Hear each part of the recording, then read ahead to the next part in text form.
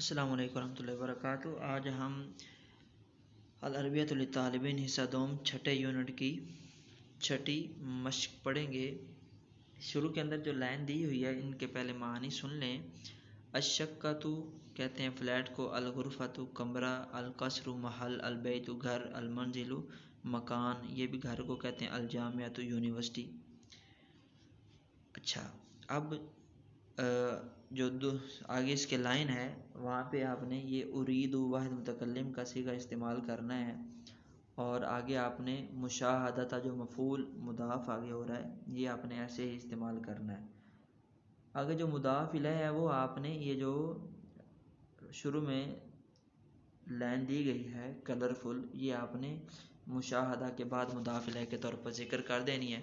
تو یہ جملے ہمارے پاس کچھ یوں بنیں گے، جیسے دیکھیں، ارید مشاہدۃ الشقۃ، میں فلیٹ کو دیکھنا چاہتا ہوں۔ مشاہدہ کا مطلب ہے دیکھنا، شقۃ فلیٹ، اور نیچے جملہ بنے گا ارید مشاہدۃ الغرفۃ، میں کمرے کو دیکھنا چاہتا ہوں۔ اس سے نیچے بنے گا ارید مشاہدۃ القصر، میں محل کو دیکھنا چاہتا ہوں۔ اس سے نیچے بنے گا ارید مشاہدۃ البیت، میں گھر کو دیکھنا چاہتا ہوں۔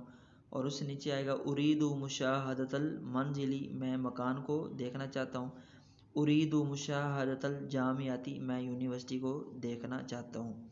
اب آگے آپ نے جو جواب دینا ہے، یہاں پہ آپ نے تفضل، اس کا مطلب ہوتا ہے تشریف لائیے، یہ آپ نے ساروں کے اندر استعمال کرنا ہے۔ اور آگے آپ نے اس میں اشارہ کا استعمال کرنا ہے، جیسے پہلے میں کیا گیا ہے حاذہ، یہ، ہی الشقۃ، یہ وہ فلیٹ ہے۔ یہاں پر جب ہم نے اس میں اشارہ اور آگے ضمیر استعمال کریں گے تو یہ خیال رکھنا ہے کہ پیچھے جو ہے مذکر ہے یا مؤنث ہے۔ جیسے کہ الشقہ یہ مؤنث ہے تو اس لیے ہم نے اس میں اشارہ یہاں پر حاذہ اور ضمیر بھی ہیا مؤنث کی استعمال کی۔ اسی طرح نیچے الغرفہ یہ بھی مؤنث ہے تو یہاں پہ جملہ یہ بنے گا تفضل حاذہ ہی الغرفۃ، تشریف لائیے یہ وہ کمرہ ہے۔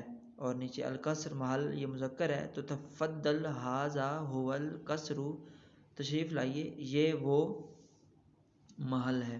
اس سے نیچے تفضل ھذہ ہی البیت، تشریف لائیے یہ وہ گھر ہے۔ المنزل تفضل ھذا ھو المنزل، تشریف لائیے یہ وہ مکان ہے۔ اور نیچے الجامعہ ہے، تفضل ھذہ ہی الجامعۃ، تشریف لائیے یہ وہ یونیورسٹی ہے۔ یہاں پہ دیکھیں ہم نے اس میں اشارہ اور ضمیر کا مذکر اور مؤنث کے اعتبار سے استعمال کیا ہے۔